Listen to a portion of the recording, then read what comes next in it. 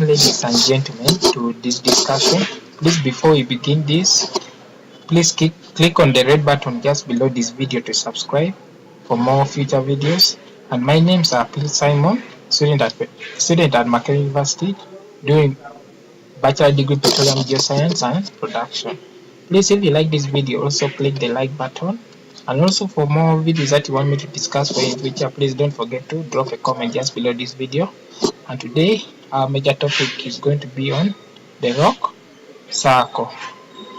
So on the rock circle, as you can see from the rock circle, as shown in this diagram, the rock circle is made up of 6 components.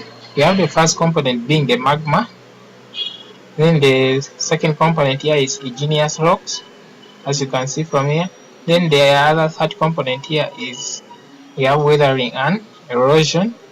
Then the other component is sediments. Then we have sedimentary rocks. Then we have metamorphic rocks. To begin immediately, the rock circle, our discussion, we are basically going to begin from the mantle. As we know that most of the magma basically originates from the upper mantle and is due to the convectional currents which occur in the upper mantle, which results into mantle upwelling, resulting into magma rising onto the crust. So as magma rises to the surface of the earth, magma can solidify within the earth's subsurface, forming plutonic rocks, come to the surface of the earth, forming volcanic rocks.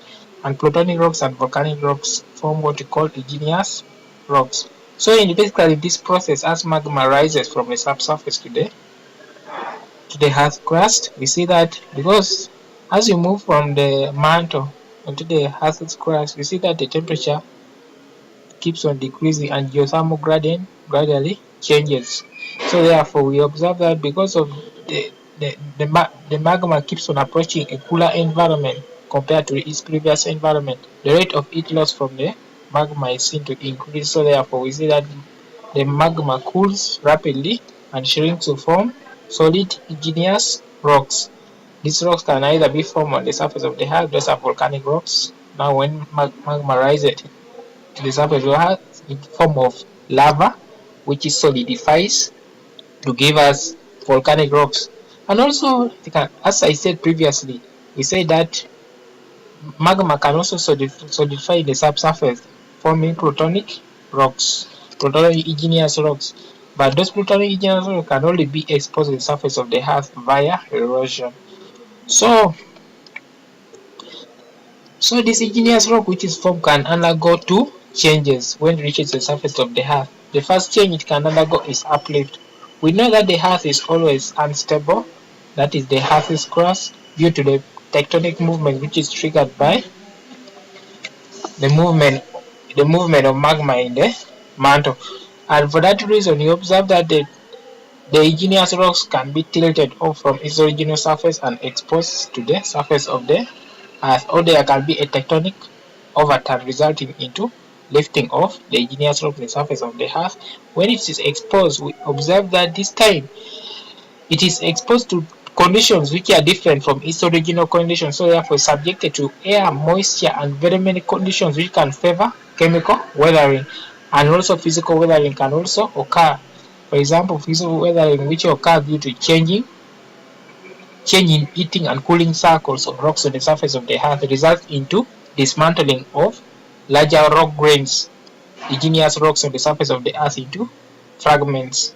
That is basically physical weathering. Then for chemical weathering, we see that acidic rain can also corrode the surface of the rocks, because we know rain is never pure water. It contains dissolved carbon dioxide or sulfur dioxide or other greenhouse gases, which when they interact with the rock on the surface of the earth, they result into corrosion of the rock and also result into dissolution of the rock.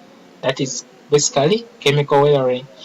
And you observe that after that process, physical weathering produces fragments of rocks, then chemical weathering dissolves rock into solutions. So in that case, they can be carried in by streams and rivers and deposited in oceans and seas.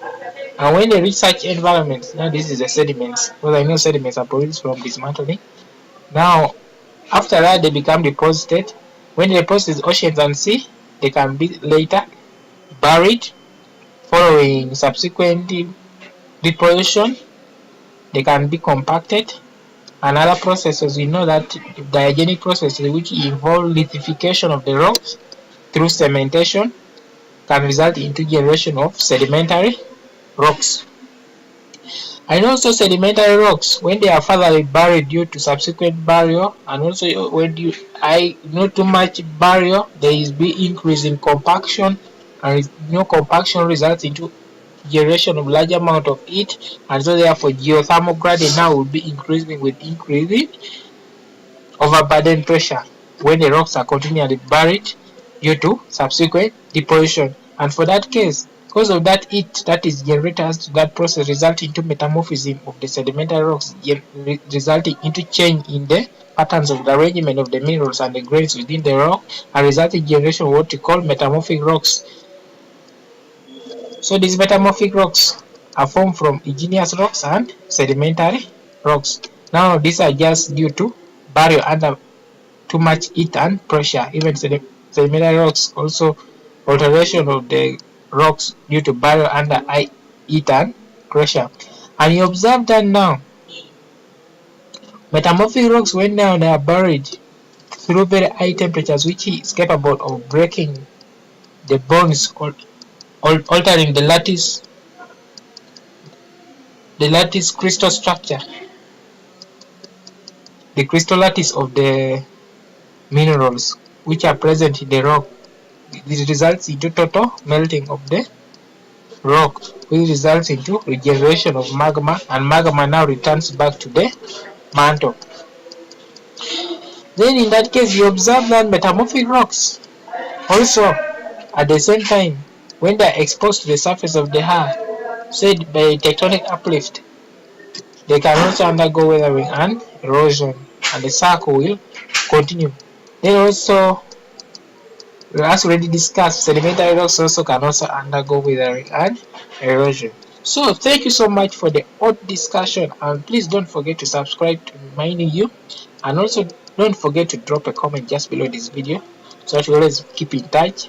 Thank you so much.